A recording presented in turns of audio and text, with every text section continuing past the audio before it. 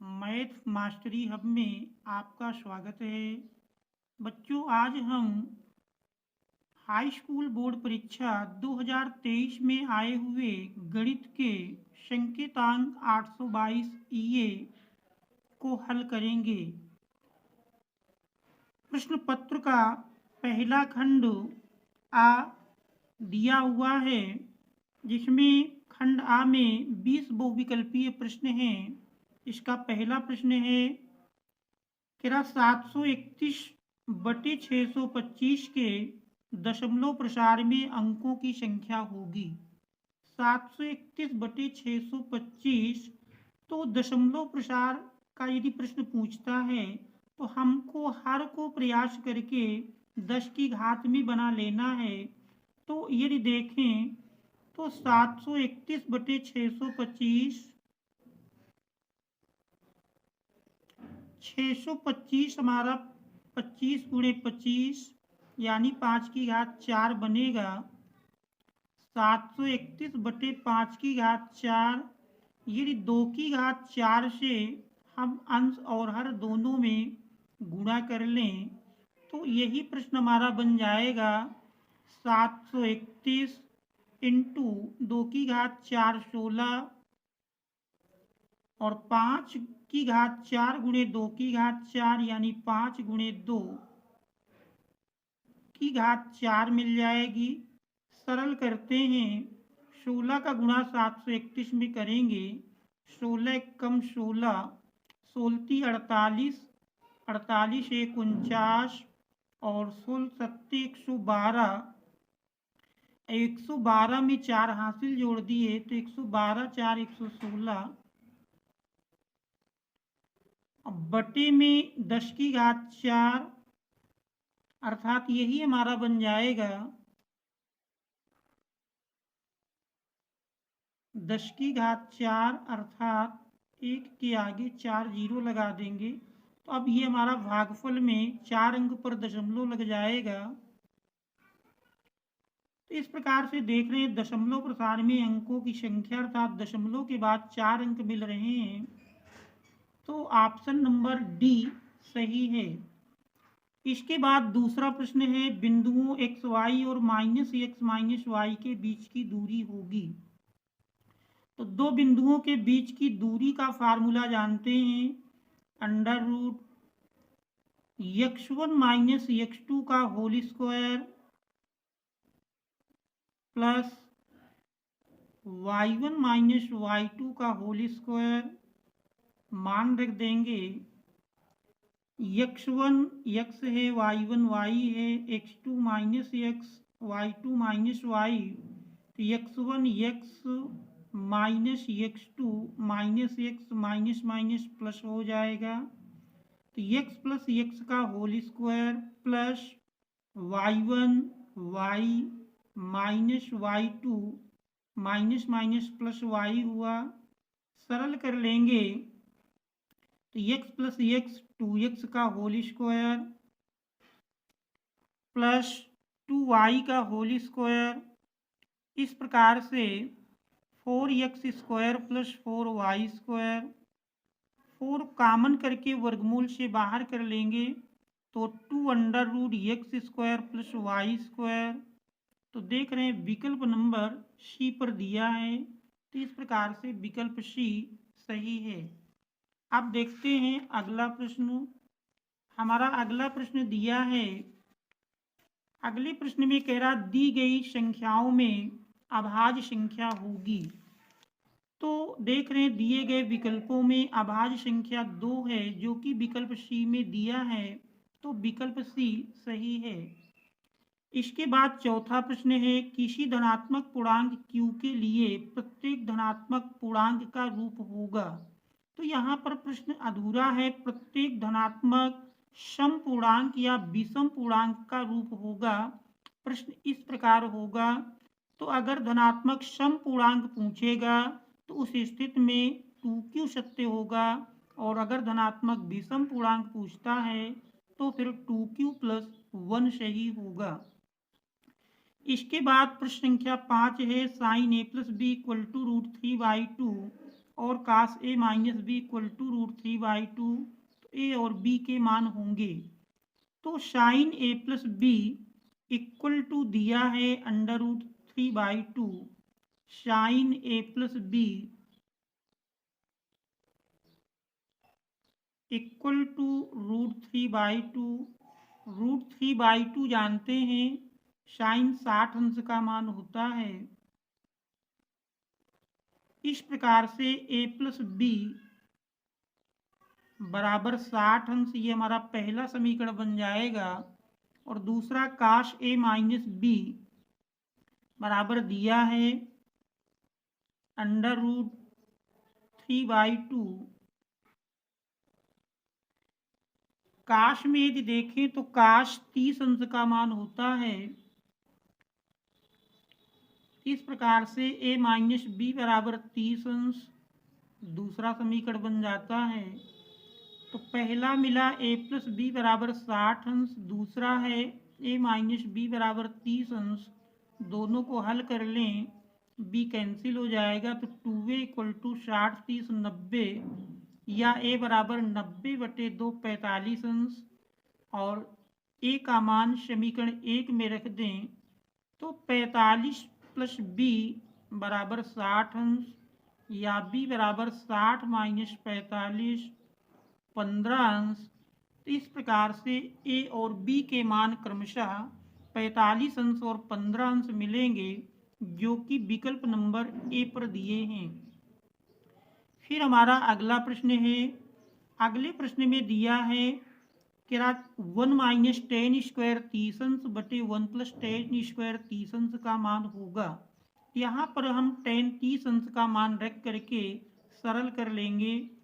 1 minus 10 30 का मान 1/√3 square है, स्क्वायर कर लेंगे, अपान 1 प्लस 1/√3 का होल स्क्वायर।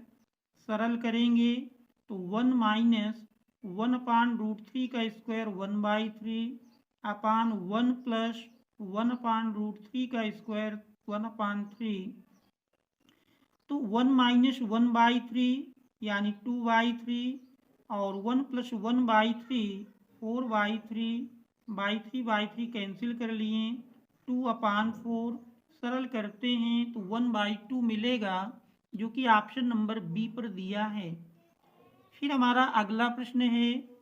अगले प्रश्न में दिया है कि यदि समीकरण x² माइनस 4x प्लस के इक्वल टू 0 का एक मूल 6 है तो k का मान होगा। तो यदि समीकरण का एक मूल 6 है तो समीकरण को संतुष्ट करेगा। हम x के स्थान पर 6 रख देंगे तो समीकरण बन जाएगा 6 का स्क्वायर माइनस 4 गुणे 6 प्लस के इक्वल टू 0। 6 का स्क्वायर 36 माइनस 6 चौको 24 प्लस के इक्वल टू 0। 36 से 24 घटाएंगे 12 मिलेगा, तो 12 प्लस के बराबर 0, या के बराबर -12। तो -12 ऑप्शन ए पर दिया है, ऑप्शन ए सही है।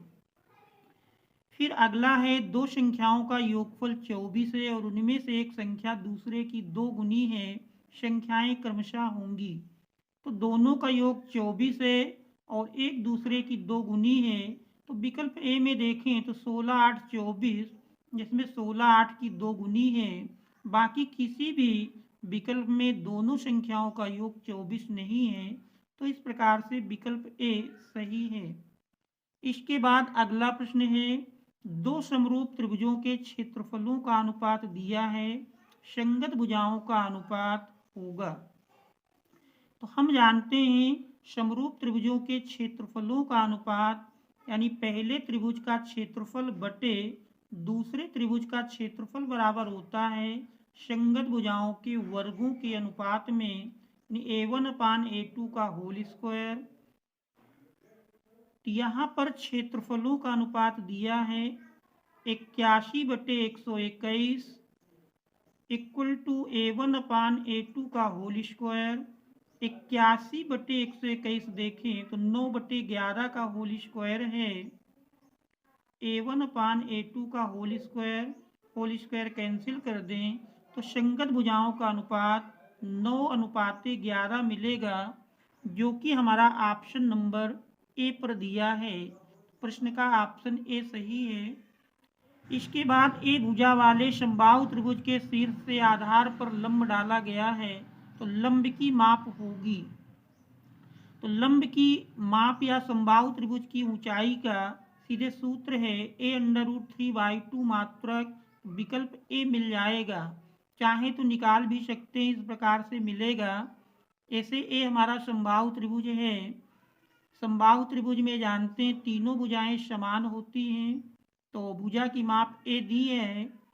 शीर्ष से आधार पर लंब डालेंगे तो ये शीर्ष से आधार पर डाला गया लंब है, और लंब की माप पूछ रहा, मान लीजिए h है।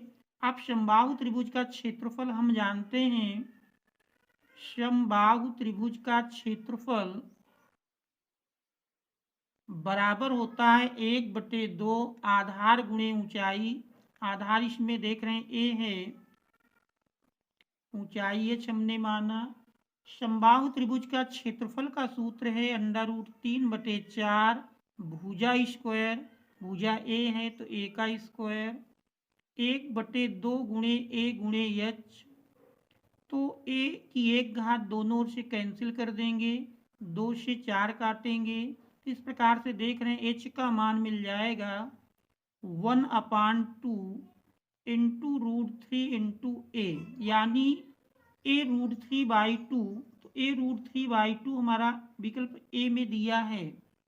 फिर अगला प्रश्न है, अगले प्रश्न में कह रहा 1/2 सेंटीमीटर व्यास वाले किसी ठोस अर्धगोले का संपूर्ण पृष्ठीय क्षेत्रफल होगा।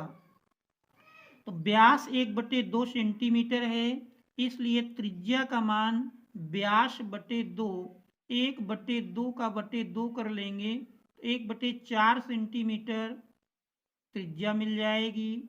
अर्धगोले का संपूर्ण पृष्ठ होता है, अर्धगोले के संपूर्ण पृष्ठ का फार्मूला है 3πr², इसी में मान रख देंगे। 3πr है 1/4, स्क्वायर है तो 1/4 इंटू 1/4, इस प्रकार से 3/4 चौको 16 पाई सेंटीमीटर स्क्वायर, जो कि देख रहे हैं विकल्प नंबर बी पर दिया है। अब देखते हैं अगला प्रश्न। हमारा अगला प्रश्न दिया है, अगले प्रश्न में कह रहा है कि 6 सेंटीमीटर त्रिज्या वाले वृत्त का चाप केंद्र पर 60 अंश का कोण अंतरित करता है, त्रिज्यखंड का क्षेत्रफल होगा। इसमें हमको त्रिज्यखंड का क्षेत्रफल निकालना है, जबकि त्रिज्या r बराबर 6 सेंटीमीटर, थीटा बराबर 60 अंश है, तो त्रिज्यखंड के क्षेत्रफल का सूत्र जानते हैं πr² थीटा बटे 360 अंश, इसी में मान रख देना है। पाई r का मान 6 है, 6 गुणे 6, थीटा 60 अंश बटे 360, सरल कर लेंगे, 6 से काट देंगे, 6 छंग 36, एक 6 ऊपर नीचे से कैंसिल हो जाएगा, तो इस प्रकार से 6 पाई सेंटीमीटर स्क्वायर, जो कि देख रहे हैं ऑप्शन नंबर सी पर दिया है।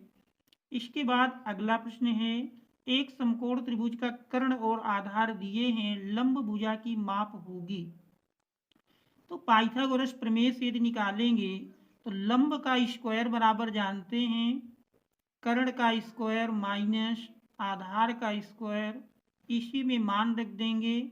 कर्ण 7.5 का स्क्वायर माइनस आधार 4.5 का स्क्वायर, सरल करते हैं, दशमलव हटाएंगे बटे 10 मिल जाएगा। अब इसको यदि हम सरल कर लें, 5 दूनाई 10, 15 पचे 75, 5 दूनाई 10, 5 नवा 45, तो इस प्रकार से 15 का स्क्वायर 225 बटे 2 का स्क्वायर 4 माइनस 9 का स्क्वायर 81 बटे 2 का स्क्वायर 4, लाशा ले लेंगे, 225 से 81 घटाएंगे कि 5 से 1 घटा 4, 12 से 8 घटाएं 4, 144 बटे 4, तो ये हमारे लंब का स्क्वायर है। लंब की माप होगी, इसका वर्गमूल ले लेंगे। 144 का वर्गमूल 12, 4 का वर्गमूल 2, 2 छंग 12। इस प्रकार से लंब की माप 6 सेंटीमीटर मिलेगी, जो कि ऑप्शन बी पर दिया है। हमारा अगला प्रश्न है, समबाहु त्रिभुज में ABC में कह रहा भुजा AB की माध्यिका CD है, तो CD स्क्वायर का मान होगा। समबाहु त्रिभुज में भुजा AB की माध्यिका CD दी हुई है, तो CD स्क्वायर का मान पूछ रहा है। देखिए ये हमारा एक समबाहु त्रिभुज है ABC। क्योंकि समबाहु त्रिभुज है तो तीनों भुजाएं समान होंगी। AB की माध्यिका इस CD दी है, माध्यिका अर्थात D AB का मध्य बिंदु है। और किसी समबाहु त्रिभुज में शीर्ष से आधार के मध्य बिंदु को मिलाने वाला रेखाखंड आधार पर लंब होता है। ये हमारा CD लंब होगा। अर्थात कह सकते हैं, अब इस समकोण त्रिभुज ADB में यदि हम पाइथागोरस की प्रमेय लगा लें, CD स्क्वायर की माप मिल जाएगी। तो पाइथागोरस की प्रमेय के अनुसार हमको CD स्क्वायर का मान निकालना है, तो CD स्क्वायर बराबर बनेगा, CD स्क्वायर की माप मिलेगी CD स्क्वायर इक्वल टू कर्ण AC का स्क्वायर माइनस लंब आधार AD का स्क्वायर। मान रख दें AC भी, चूंकि सारे विकल्प AB के पद में हैं, AC और AB समबाहु त्रिभुज की भुजाएं हैं, इसलिए समान होंगी। तो हम AC के स्थान पर AB लिख सकते हैं। और AD देख रहे हैं AB का आधा है, माइनस हाफ AB का स्क्वायर। सरल कर लिए तो AB square minus 1/4 AB square, घटाएंगे तो 3/4 AB स्क्वायर मिल जाएगा, जो कि ऑप्शन नंबर बी पर दिया है। तो प्रश्न का ऑप्शन बी सही है। इसके बाद अगला प्रश्न है, अगले प्रश्न में दिया है 12 व्यक्तियों के भार का समांतर माध्य 45.6 किलोग्राम है, तो उनके भारों का योगफल होगा। तो हम जानते हैं माध्य बराबर पदों का योग बटे पदों की संख्या। तो यहाँ पर योग निकालना है, अर्थात भारों का योगफल बराबर बनेगा माध्य गुणे पदों की संख्या अर्थात 12। तो 45.6 में 12 से आप गुणा कर देंगे, 45.6 गुणे 12, तो देख रहे हैं 12 72, 12 पंचे 60 और 60 7 मिलकर के 67 हुआ। और 12 चौक 48, 48 6 54.1 अंक पर लगा देंगे, तो 547.2 किलोग्राम, 547.2 किलोग्राम देख रहे हैं विकल्प नंबर सी पर दिया है। तो प्रश्न का विकल्प सी सही है। इसके बाद अगला प्रश्न है, अगले प्रश्न में दिया है कि 3 4 6 और यक्ष का समांतर माध्य 5 है, तो यक्ष का मान होगा। समांतर माध्य जानते हैं पदों का योग बटे पदों की संख्या। पद हमारे क्रम से दिए हैं 3 + 4 + 6 प्लस यक्ष, और संख्या देखें तो 4 है। माध्य का मान रख देते हैं 5, 4 गुणा में मिल जाएगा, जोड़ेंगे 3 4 7 6 13, 13 प्लस यक्स, 5 चौको 20, तो 20 माइनस 13 बराबर यक्स, या कह सकते हैं यक्स बराबर 7 मिल जाएगा, अर्थात ऑप्शन सी सही है। इसके बाद द्विघात समीकरण x - 1/x = 1 का विविक्तीकर होगा। पहले इस द्विघात समीकरण को सरल कर लेते हैं, दोनों ओर हम x से गुणा कर दें तो समीकरण बन जाएगा x² - 1/x में x से गुणा होगा, तो x कट करके 1 बचेगा, इक्वल टू x। तो इस प्रकार से x² - x - 1 = 0। अब इसका हमको विविक्तीकर निकालना है। विविक्तीकर b² - 4ac, मान रख दें b देख रहे हैं -1 है, -1 का स्क्वायर -4 इंटू ए का मान भी 1 है, इंटू सी -1, -1 का स्क्वायर 1, माइनस माइनस प्लस हुआ, 4 1 का गुणनफल 4, 4 1 5। तो देख रहे हैं विविक्तिकर का मान 5 जो कि विकल्प नंबर डी पर दिया है। फिर देखते हैं अगला प्रश्न।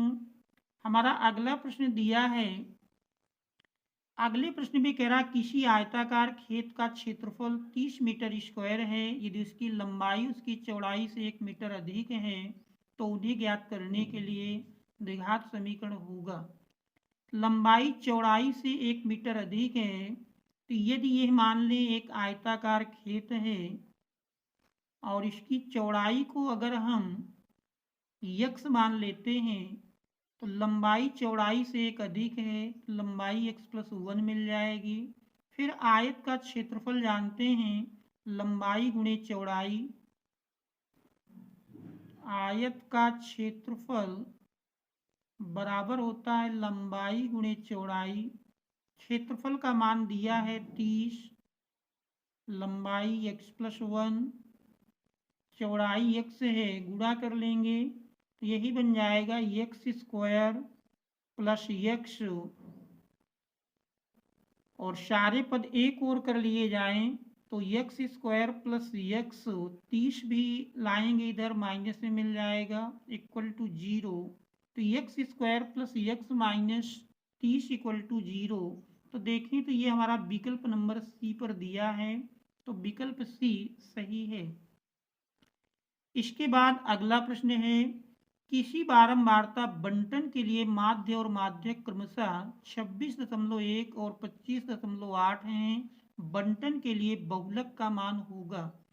तो हम जानते हैं बहुलक बराबर होता है फार्मूला, बहुलक इक्वल टू 3 गुणे माध्यक माइनस 2 गुणे माध्य, इसी में मान रख देना है 3 गुणे माध्यक। माध्यक देख रहे हैं 25.8 माइनस 2 गुणे माध्य